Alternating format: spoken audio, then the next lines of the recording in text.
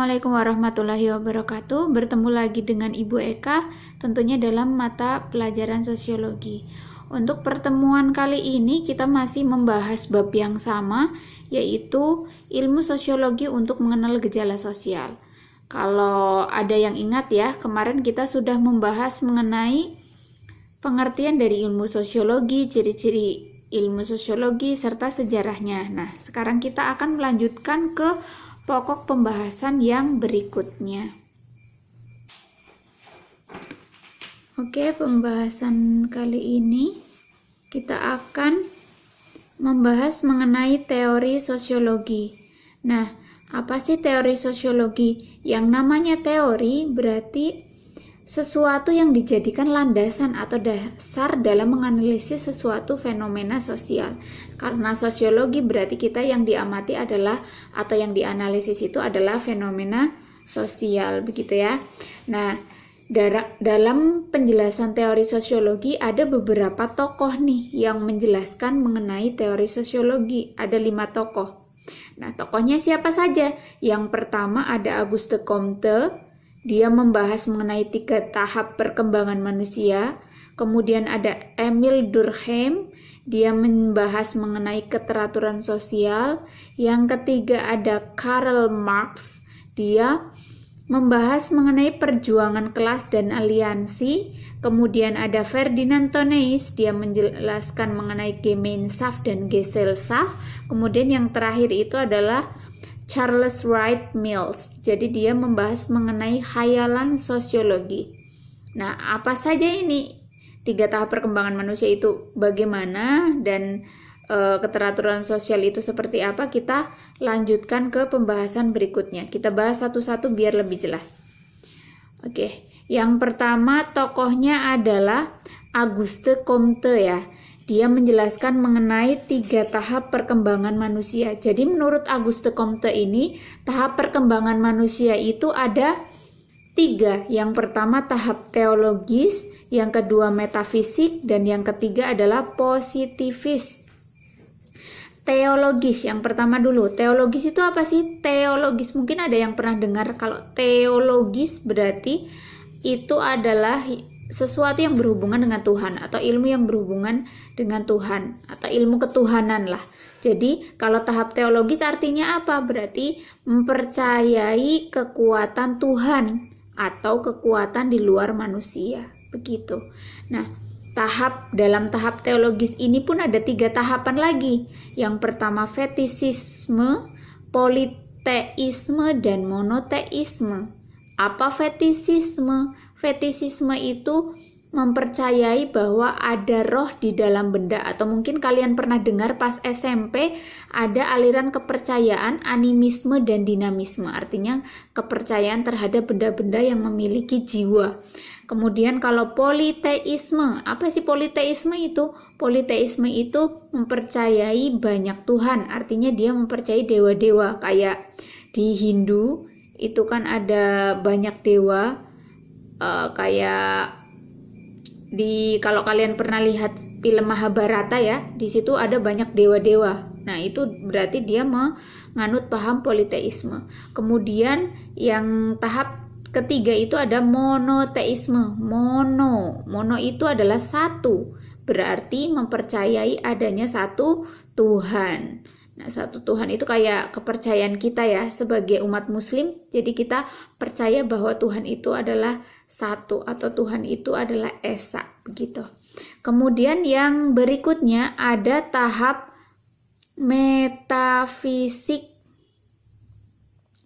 Tahap metafisik itu tahap yang bagaimana sih? Nah, tahap metafisik itu kan Ibu udah pernah bilang tadi, dia merupakan perantara atau peralihan antara teologis dengan positifis. Nah, tahap metafisik itu adalah kepercayaan terhadap hukum. Kepercayaan terhadap hukum Tuhan yang diimbangi dengan akal manusia. Jadi kalau di sini itu ada keseimbangan antara hukum Tuhan dengan akal manusia. Jadi dia itu tidak serta-merta mempercayai hukum Tuhan seutuhnya. Jadi dia harus diimbangi dengan akal manusia misalnya. Misalnya teori pembentukan alam semesta. Kalau di Al-Qur'an sudah ada teori pembentukan alam semesta. Nah, jadi kita juga dibuktikan dengan adanya penelitian-penelitian mengenai terbentuknya alam semesta juga, dan itu akan disinkronkan atau disesuaikan antara hukum Tuhan dengan akal manusia. Jadi ada kesesuaian atau keseimbangan antara hukum Tuhan dengan ilmu pengetahuan begitu. Kemudian berikutnya adalah tahap positivis. Nah, tahap positivis ini adalah percaya terhadap ilmu pengetahuan atau data-data empiris. Jadi kalau yang ini itu lebih menuhankan ilmu pengetahuan. Nah, biasanya kalau yang menuhankan ilmu pengetahuan ini lebih menjadi ateis atau dia tidak percaya Tuhan lagi karena dia menuhankan ilmu pengetahuan. Begitu. Oke, kemudian yang berikutnya itu ada Emil Durkheim. Emil Durkheim itu dia mengemukakan ada teori bunuh diri. Wah, ngeri sekali ya, ada teori bunuh diri. Tapi kalau teori bunuh diri di sini artinya adalah dia itu merupakan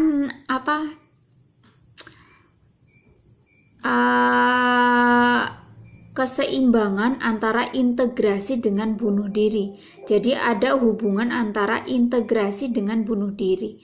Integrasi itu apa? Integrasi itu adaptasi terhadap lingkungan. Nah, kalau bunuh diri ya berarti bunuh diri. Maksudnya di sini bagaimana?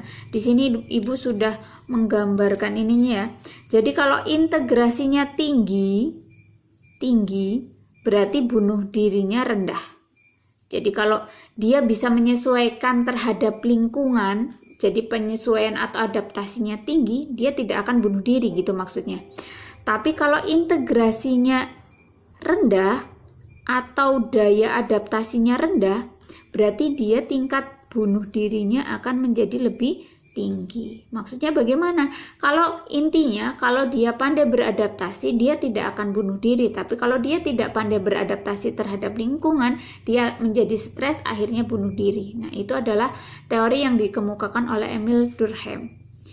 Nah, kemudian Emil Durkheim ini mengemukakan masalah utama pada masyarakat, yaitu keteraturan sosial. Nah, keteraturan sosial ini adalah meningkatkan atau berhubungan dengan meningkatkan integrasi dan solidaritas. Jadi keteraturan sosial itu akan tercapai apabila kita meningkatkan integrasi dan solidaritas sosial. Kalau integrasi kita sudah bahas tadi, integrasi itu adalah adaptasi. Nah, kita bahas dulu mengenai solidaritas sosial itu apa sih? Nah, solidaritas sosial itu ada dua kalau menurut si Emil Durkheim. Solidaritas sosial di masyarakat itu ada dua, yaitu solidaritas mekanis dan solidaritas organis. Apa bedanya itu mekanis dengan organis? Pokoknya cara memahaminya begini.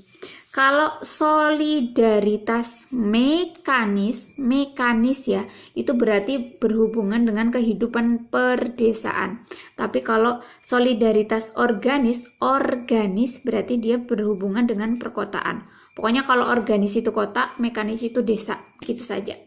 Nah, ciri-cirinya apa? Kalau solidaritas mekanis kan tadi berhubungan dengan kehidupan perdesaan, berarti ciri-cirinya pun adalah kehidupan perdesaan, yaitu terbentuknya berdasarkan kesamaan norma kelompok, kemudian ada ketergantungan antar individu, kemudian belum ada sistem pembagian kerja, dan terbentuk atas dasar kesetiakawanan dan kepercayaan. Kemudian yang kedua itu solidaritas organis atau identik dengan perkotaan, berarti kebalikannya nih. Pertama terbentuk berdasarkan perbedaan, kalau tadi kan kesamaan, kalau ini perbedaan. Terus yang kedua ada sistem pembagian kerja karena sudah tahu pembagian kerjanya masing-masing sesuai dengan kemampuan. Kemudian tidak ada saling bergantung. Kemudian yang terakhir adalah telah ada hukum formal. Biasanya kalau di kota itu sudah ada hukum formal, kayak polisi sudah banyak, aparat hukum sudah banyak dan lain-lain. Makanya Perkotaan biasanya lebih teratur. Kalau perdesaan itu lebih ke masih kepercayaan. Nah, sekarang Ibu kasih tugas di bagian sini. Yang pertama, tugas yang pertama ya. Yang pertama itu kalian silahkan amati kehidupan daerah tempat tinggal kalian. Amati ya, amati daerah tempat tinggal kalian. Dia termasuk ke dalam solidaritas mekanis atau solidaritas organis. Kalau mekanis, sebutkan ciri-cirinya atau alasannya. Kalaupun solidaritas organis, kemukakan juga alasannya. Begitu. Ini tugas yang. Kemudian selanjutnya tokoh yang ketiga ada Karl Marx. Jadi Karl Marx ini lebih singkat ya daripada tokoh-tokoh sebelumnya. Jadi dia menjelaskan mengenai perjuangan kelas dan aliansi. Perjuangan kelas, maksudnya perjuangan kelas itu bagaimana? Kelas sosial ya maksudnya. Kelas sosial di sini maksudnya kelas sosial. Nah, kelas sosial itu terbentuk karena apa? Karena terjadinya kapitalisme atau persaingan modal. Jadi di sini akan membentuk dua kelas. Karena persaingan atau kapitalisme atau modal ya, persaingan modal ini menjadikan kelompok sosial itu atau kelas sosial menjadi dua, yaitu borjuis dan proletar. Borjuis itu bangsawan, jadi dia yang memiliki modal, dan proletar itu adalah buruh atau kaum yang tidak memiliki modal, begitu ya. Nah, ini kelas-kelas sosial ini akhirnya dia membentuk aliansi atau terbentuklah aliansi. Aliansi itu apa sih? Aliansi itu adalah manusia dikuasai oleh kekuatan-kekuatan manusia yang lain atau karena kapitalisme. Contohnya begini, kaum buruh, misalnya buruh pabrik, atau kalau di sini buruh tani ya. Jadi buruh tani itu artinya petani tapi dia tidak memiliki lahan. Jadi kalau buruh orang bapete cengkeh lah contohnya. Orang bapete cengkeh itu kan tidak punya cengkeh. Nah, yang kaum borjuisnya itu berarti dia pemilik kebun cengkeh. Nah, yang bapete cengkehnya ini berarti dia adalah kaum proletarnya. Nah, terjadi aliansi apabila kan ini manusia dikuasai oleh kekuatan manusia lain. Artinya kaum buruh tani atau orang yang bapete cengkeh itu berarti dikuasai oleh si kaum borjuis atau pemilik cengkeh. Kenapa bisa begitu? Karena orang yang bapete cengkeh ini tidak mungkin dia memiliki pekerjaan kalau orang yang punya kebun cengkeh ini tidak memberi dia pekerjaan. Begitu ya. Paham kan ya? Oke, kita lanjutkan ke tokoh yang keempat. Tokoh yang keempat ini adalah Ferdinand Tönnies. Dia menjelaskan mengenai konsep masyarakat Gemeinschaft dan Gesellschaft. Nah, Gemeinschaft dan Gesellschaft ini adalah konsep masyarakat ya, ciri-ciri masyarakatnya. Dia masyarakat Gemeinschaft atau Gesellschaft. Apa sih Gemeinschaft sama Gesellschaft itu? Nah, di sini udah Ibu jelaskan. Gemeinschaft itu adalah masyarakat yang identik dengan masyarakat pedesaan. Hampir sama dengan kayak tadi ya. Kalau tadi dia tipe kehidupannya, kalau ini masyarakatnya. Jadi kalau Gemeinschaft itu masyarakat pedesaan, kalau Gesellschaft itu berarti masyarakat kota. Ciri-cirinya apa? Kalau masyarakat pedesaan, contohnya kalian coba masyarakat pedesaan, pasti hubungan batinnya murni, alami dan kekal, karena biasanya mereka satu keturunan, jadi hubungannya sangat erat. Misalnya satu desa itu saudara semua, bisa jadi begitu. Kemudian hubungannya sangat dekat, jelas karena mereka saudara. Kemudian bersifat pribadi dan khusus dan tertutup. Biasanya kalau di sini contohnya suku yang masih tradisional, suku Lauje ya misalnya. Suku Lauje itu kan tertutup terhadap dunia luar karena memang mereka ini masih sangat mengutamakan keintiman atau keprivatan. Jadi artinya dia bersifat eksklusif. Kemudian kalau Gesellschaft ini dia tadi kan kehidupan masyarakat kota atau masyarakatnya bersifat kota. Nah, apa ciri-cirinya? Gampang sekali. Kalau ciri-ciri masyarakat kota berarti hubungannya berdasarkan kepentingan. Jadi dia berdasarkan kepentingan, misalnya hubungan kerja, kan otomatis kepentingannya sama-sama kerja gitu. Kemudian hubungannya biasanya jangka pendek. Kalau sudah dari tempat kerja itu ya sudah, tidak ada lagi hubungan-hubungan berikutnya. Kalau beda halnya dengan pedesaan ya, mereka masih merayakan adat lah, apalah inilah, semuanya itu mereka masih berhubungan. Kalau di kota tidak, dia berdasarkan kepentingan dan jangka pendek, kemudian hubungan antar individunya lemah. Nah, oke, paham ya? Kemudian ada jenis-jenis Gemeinschaft nih. Ada Gemeinschaft by blood, Gemeinschaft by place, dan Gemeinschaft of mind. Blood itu darah. Berarti dia ikatan darah atau keturunan. Misalnya sama-sama keturunan Bugis misalnya. Keturunan Bugis atau ikatan yang sama-sama keturunan Bugis. Kalau di kota ada biasanya begitu. Kemudian Gemeinschaft by place, tempat tinggal yang sama. Place itu kan tempat. Berarti dia berdasarkan tempat tinggal yang sama. Contohnya apa? Sama-sama dari selatan. Nah, kalau sama-sama dari selatan pasti orang sini tahu. Dari selatan berarti dari Makassar misalnya. Kemudian yang ketiga, Gemeinschaft of mind. Mind itu kan pikiran. Berarti pola pikir yang sama. Biasanya kalau satu daerah, satu tempat tinggal, biasanya pola pikirnya sama. Begitu. Kemudian pembahasan yang terakhir dalam pertemuan ini, yaitu kita membahas tokoh yang terakhir, Charles Stuart Mill. Jadi Charles Stuart Mill itu dia membahas mengenai khayalan sosiologis. Khayalan sosiologis itu untuk memahami realitas yang terjadi di masyarakat atau diri sendiri. Realitas itu adalah kejadian ya. Nah, konsep pemikirannya apa sih? Dia membagi menjadi dua, yaitu trouble dan isu. Trouble itu permasalahan dan isu itu adalah isu. Nah, apa bedanya? Kalau trouble itu dia permasalahan yang terjadi di dalam diri sendiri atau berasal dari pribadi. Kemudian kalau yang isu dia permasalahan dari luar diri atau lingkungan. Nah, kalau permasalahan pribadi ini kan berarti dari intern ya, dari diri sendiri. Kalau ini berarti dari luar. Nah, permasalahan pribadi itu muncul karena apa sih? Dia pertentangan antara pola pikir dengan realitas sosial. Jadi misalnya begini, kalau kita itu berpikir A, tapi realitas sosialnya atau kenyataannya di masyarakat B, ya otomatis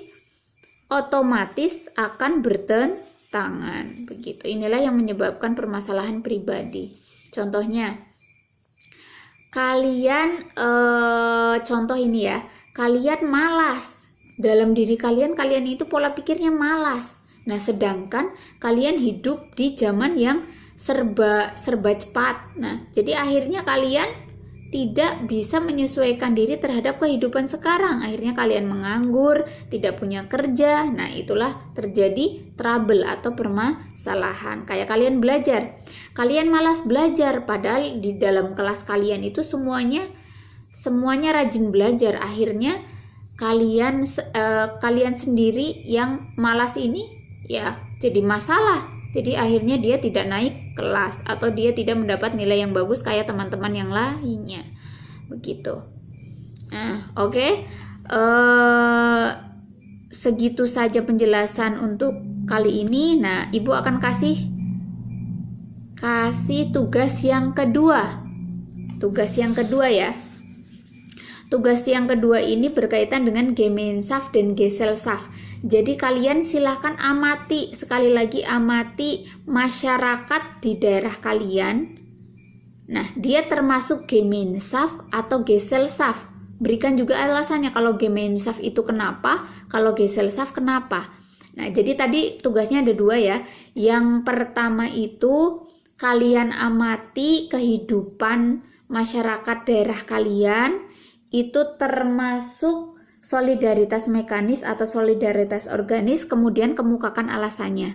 Nah, yang kedua ini kalian perhatikan masyarakatnya. Masyarakat di daerah kalian itu termasuk Gemeinschaft atau Gesellschaft. Nah, kemudian kemukakan juga alasannya kenapa Gemeinschaft, kenapa Gesellschaft, begitu ya. Cukup sekian pembahasan kali ini. Terima kasih. Kalau ada pertanyaan silahkan ditanyakan langsung ke Ibu. Untuk kali ini cukup sekian. Wassalamualaikum warahmatullahi wabarakatuh.